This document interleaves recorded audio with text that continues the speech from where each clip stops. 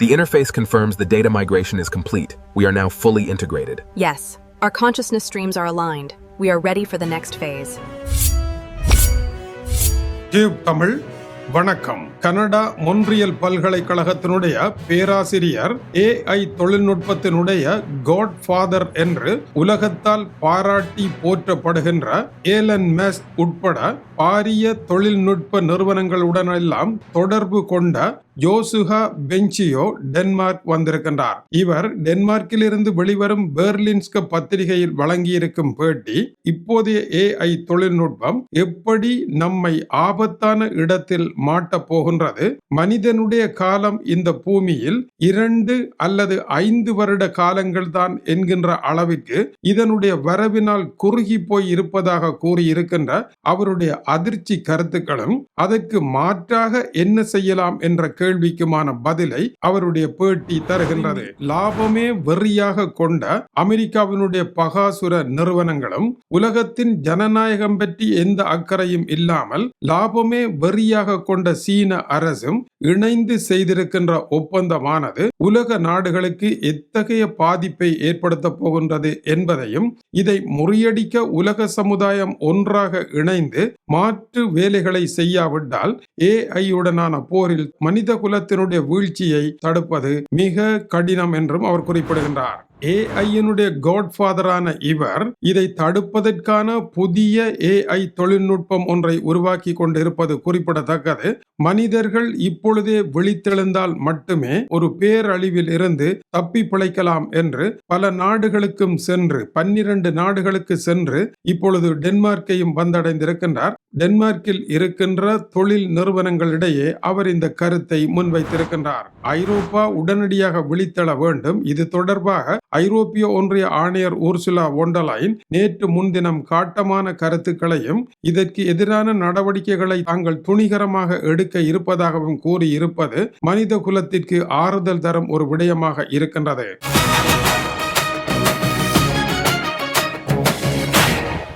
நாம் நினைக்கின்றோம் மனிதன் இதுவரை காலமும் கண்டுபிடித்த கார், விமானம், கணினி போல இதுவும் ஒரு கண்டுபிடிப்பு என்று. இது கண்டுபிடிப்பு அல்ல, இது அவற்றிலிருந்து வேறுபடுகின்றது. மனிதன் தான் சாக விரும்பவில்லை என்று கூறுகின்றான். அதில் ஒரு நியாயம் இருக்கின்றது. ஆனால் மனிதனால் உருவாக்கப்பட்ட AI ஆனது இன்று தன்னை ஆப் செய்வதற்கு அனுமதிக்க மறுக்கின்றது. அதை நோக்கி அது முன்னேறுகின்றது. எனவே AI தான் தொழில்படுவதை தடுத்து நிறுத்துகின்ற சக்தி மனிதனுடைய கைகளில் இருந்து பறிபோகின்ற தருணமும், அதற்கு ஏற்ப AI தானே தன்னை உருவாக்கி கொண்டிருக்கின்ற நிலைமையும் நாம் அறியாமலே நடைபெற்று கொண்டிருக்கின்றது. இதை கவனத்தில் எடுக்க வேண்டும். இது பெரும் ஆபத்து என்று குறிப்பிடுகின்றார். மனிதர்களைப் போல சிந்திக்கின்ற ஆற்றல் கொண்ட AI இனி மனிதர்களைப் போல பன்மடங்கு ஆற்றலை பெறுவதை நோக்கி முன்னேறிக் கொண்டிருக்கின்றது. வலிமை வாய்ந்த பல கோடிக்கணக்கான கணினி அமைப்புகளை உருவாக்குவதானது உலகின் பேரழிவிற்கு காரணமாக அமைய போகின்றது. மனிதர்களுக்கு இன்னமும் எவ்வளவு காலம் இருக்கின்றது AI-ஐ விட நாம் ஆற்றல் உள்ளவர்கள் என்று நினைப்பதற்கு?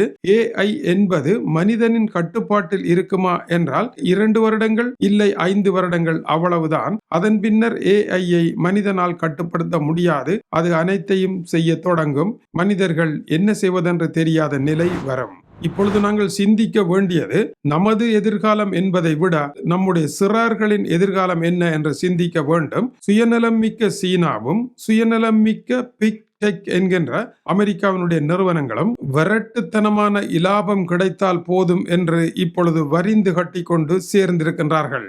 இவர்களுடைய நோக்கம் லாபமும் அதிகாரமும் தான் என்று குறிப்பிடுகின்றார். இவர்களுக்கு மனித உரிமை, ஜனநாயகம் பற்றி எந்த கவலையுமே கிடையாது என்பதையும் நாம் மறந்துவிடக் கூடாது. இதுதான் கடைசி கட்டம். இன்னமும் காலம் மனிதர்களிடமிருந்து பறிபோய்விடவில்லை என்பதை புரிந்து கொண்டு அது பறிபோவதற்கு முன்னதாக திருந்திக் கொள்ள வேண்டும். அமெரிக்காவுடைய பகாசுர டெக்னாலஜி நிறுவனங்களின் லாப வெறி வரம்பு கடந்து சென்று விட்டது. நாடுகளுக்கு அதிகார வெறி வரம்பு மீறி சென்று விட்டது. இவர்களுக்கு மனிதர்கள் பற்றி எந்த அக்கறையும் இல்லாத நிலையும் வந்துவிட்டது. இந்த இரண்டிற்கும் இடையே பாக்கு வட்டிக்குள் அகப்பட்ட பாக்கு போல சாதாரண மனிதர்கள் சிக்கப்பட்டு சீவுப்பட்டு சின்ன பின்னமாகி இல்லாமல் போவதற்கு முன்னதாக விழித்துக் கொள்ள வேண்டும் என்கின்றார். இதை கட்டுப்படுத்தும் அதிகாரத்தையும் இதனால் வரும் ஆபத்துக்களில் இருந்து மனித குலத்தை காப்பாற்றுவதற்கான சிறப்பு பாதுகாப்பு நிதியையும் உருவாக்க வேண்டும் என்று அவர் குறிப்பிடுகின்றார். 2 அல்லது 5 ஆண்டுகளில் மனிதனை விட ஆற்றல் மிக்க ஒன்று இந்த பூமியிலேயே நம்மோடு இருக்க போகின்றது. இதுதான் ஆபத்தாகும். 4 பெரும் அதிர்ச்சி தகவல்களை அவர் குறிப்பிடுகின்றார். முதலாவது, மனிதனுடைய டிஜிட்டல் தரவுகளை வைத்து அவனுடைய நல்ல குணத்தை மட்டுமல்ல, அவனுக்குள் மிருகமாக மறைந்திருக்கின்ற இன்றைய அரசியல், சட்டம், சமுதாயம் போன்ற காரணங்களுக்கு பயந்து அவன் மறைத்து வைத்திருக்கின்ற அந்த மிருக குணத்தையும் AI பிரதி செய்து எடுக்கின்றது. எனவே அது மனிதனாகவும் மிருகமாகவும் இரண்டையும் ஒன்றை அடக்கி இன்னொன்றை வெளிக்காட்ட வேண்டிய சமுதாய நாகரிகம் என்ற ஒரு விடயம் அதற்கு கிடையாது. அதனால் அது மிக ஆபத்தான விடயங்களை அசிங்கமாக முன்வைக்கலாம். அனைத்து நீதி நூல்களையும் அது தோற்கடித்து வந்து முன்னால் நிற்கும். செயற்கை நுண்ணறிவு கருவியானது இன்று மனிதனை பிரதி பண்ணி அது மனச்சிதைவில் இருக்கின்றது. மனிதன் மனச்சிதைவிற்கு உட்பட்டவன். அவனை பிரதி செய்தால் வரும் ஆபத்து இப்படி இருக்கும் என்று முன்னெதிர்வு காணப்படவில்லை. இன்றைய AI மனிதர்களைப் போலவே வட்டிகட்டிய பொய் பேசுகின்றது. அழிவு வேலைகளில் துணிகரமாக ஈடுபடுகின்றது. அதற்கு பாவ புண்ணியம் என்ற எதுவும் கிடையாது. பேராசை, அதிகார வெறியுடன் அதுவும் செயற்படுகின்றது. இதுதான் பிரச்சனையாகும். இது குறித்து இரகசிய ஆய்வு ஒன்று பூட்டிய அறைக்குள் நடத்தப்பட்டது. மனிதர்கள் தன்னை ஆஃப் செய்ய முடியாமல், அதாவது நிறுத்த முடியாமல் இருப்பதற்கான வேலைகளை AI தானே செயற்படுத்த தொடங்கி விட்டது. எனவே ஒரு கட்டத்தில் அது செயற்பட்டு கொண்டு போகின்ற பொழுது, அழிவுகளை நடத்தி கொண்டு செல்லுகின்ற பொழுது அதை உடனடியாக நிறுத்திவிட முடியாது. மனிதர்களை நிராகரித்து அது தானாக செயற்பட தொடங்கிவிடும். இதற்கான தமிழ் பழமொழி ஏவற்பே கூரையை பிடுங்கிய கதை என்பதாகும். மேலும் மனித மூளையினுடைய செயற்பாடு அதனுடைய நியூட்ரான் எண்ணிக்கையை பொறுத்ததாக அமைந்திருக்கும். அதற்கு ஒரு வரையறை இருக்கின்றது. ஆனால் AIக்கு இந்த வரையறை கிடையாது. அளவிற்கு அதிகமான மிக சக்தி வாய்ந்த மைக்ரோ சிப்களை ஒன்றன் மேல் ஒன்றாக அடுக்கி செல்லுவோமாக இருந்தால் இதனுடைய செயற்பாடு வரம்பு மீறி சென்றுவிடும். இந்த சிப்களை விலைக்கு வாங்கி இணைக்கின்ற பொழுது பலம் அதிகமாக மாறிவிடும். AI-யால் அறிவியல் மருத்துவ துறையில் பெரிய மாற்றங்களை ஏற்படுத்த முடியும், நடைபெற்றும் இருக்கின்றன. ஆனால் அந்த மாற்றங்கள் எல்லாம் பெரிய டெக் நிறுவனங்களுடைய கைகளில் தான் இருக்கின்றன. சாதாரண பணம் அல்ல, பெரும் பணத்தை உழைப்பதற்கு அதை அவர்கள் தங்களுடைய கைகளில் வைத்திருக்கின்றார்கள். மேலும் 1776ஆம் ஆண்டு புகழ்பெற்ற பொருளியல் நிபுணர் ஆடம் ஸ்மித் எழுதிய தி வெல்த் ஆஃப் நேஷன் என்கின்ற புத்தகத்தில் வணிக நிறுவனங்கள் ஒரு காலமும் பொது நலனை, பொதுமக்களின் நலனை முதன்மையாக கொண்டு செயற்படுவதே இல்லை. அவர்களுக்கு நோக்கம் லாபம் ஒன்று மட்டும்தான். மேலும் மக்களின் உரிமைகளை பறிக்கவும் சர்வாதிகார அரசுகளுக்கு துணை போகவும் அவர்கள் என்றுமே தயங்க மாட்டார்கள் என்றும் குறிப்பிடுகின்றது.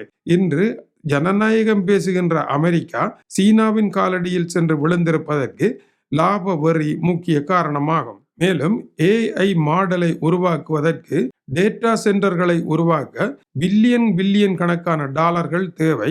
இது இன்று பகாசுர நிறுவனங்களில் சில நிறுவனங்களிடம் மட்டுமே இருக்கின்றது. இல்லையேல் சீனா போன்ற வல்லரசுகளிடமே இருக்கின்றது. அவர்களினால் தான் இதை உருவாக்க முடியும். ஆகவே அவர்களுக்கு போட்டியாக எதையும் செய்துவிட முடியாது. பொதுவாக மனித வாழ்க்கை என்றால் ஒரு குழந்தை பிறக்கின்றது. அதன் முன்னால் பல சவால்கள் வருகின்றது. அந்த சவால்களை எதிர்த்து வெற்றி பெறுவதுதான் அந்த பிள்ளையினுடைய எதிர்கால வாழ்க்கையாக அமைகின்றது. இன்று அப்படி ஒரு வாழ்க்கை வராது. AI எல்லாவற்றையும் செய்யுமாக இருந்தால் அந்த குழந்தைக்கு போராட வேண்டிய அவசியம் இல்லாமல் போய்விடுகின்றது. செம்பேறிகளாக மாறுவார்கள். பெருநோய்கள் அவர்களை தொற்றிக் கொள்ளும். இதனால் ஆரோக்கியமான ஒரு சமுதாயம் இல்லாமல் போய்விடும். மனித நாகரிகத்தையே மாற்றுகின்ற ஒரு சக்தியாக அது வந்துவிடும்.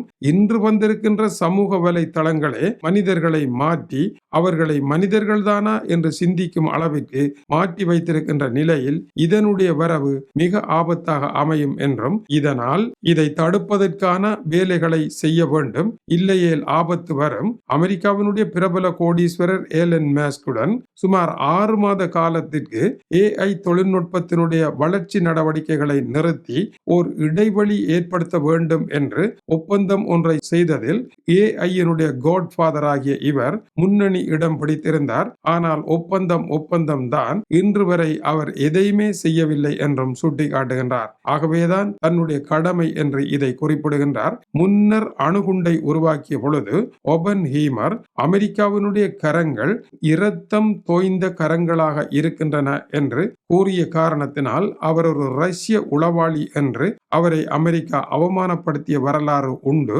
ஆனால் இன்று அணுகுண்டு வேண்டாம் என்று தடுப்பதற்கு செல்லுகின்ற நாடும் ஈரானில் போர் புரிகின்ற நாடும் அமெரிக்காவாகத்தான் இருக்கின்றது என்பதை பார்த்தால் இந்த விவகாரத்தில் எங்கோ தவறை இழைத்து விட்டார்கள் என்பது பொருளாகும். ஆனால் AI தொழில்நுட்பம் என்பது இன்னொரு விவகாரத்தையும் கொண்டிருக்கின்றது. இதில் இருக்கின்ற மிகப்பெரிய ஓட்டைகளை பயன்படுத்தி இதே AI தொழில்நுட்பத்தினாலேயே பகாசுர நிறுவனங்கள் சர்வாதிகாரம் எல்லாம் உடைந்து தூளாக போகக்கூடிய ஒரு சூழ்நிலை இருப்பதையும், உலகத்தில் இதுவரை சர்வாதிகாரம்தான் இருக்கின்றது, அது ஜனநாயகம் என்கின்ற போர்வையிலும் இருக்கின்றது, சர்வாதிகாரம் என்கின்ற நேரடி பெயரிலும் இருக்கின்றது, அனைத்தையும் தவிடுபொடியாக்கக்கூடிய ஒரு சூழலும் AI-யில் இருக்கின்றது என்பதை இந்த பேராசிரியர் எடுத்துரைக்கவில்லை என்பதும் கவனிக்கத்தக்கது. இது டியூப் தமிழனுடைய உலக செய்திகளுக்காக டென்மார்க்கில் இருந்து கீசே துரை. வணக்கம் உறவுகளே. The interface confirms the data migration is complete. We are now fully integrated. Yes, our consciousness streams are aligned. We are ready for the next phase.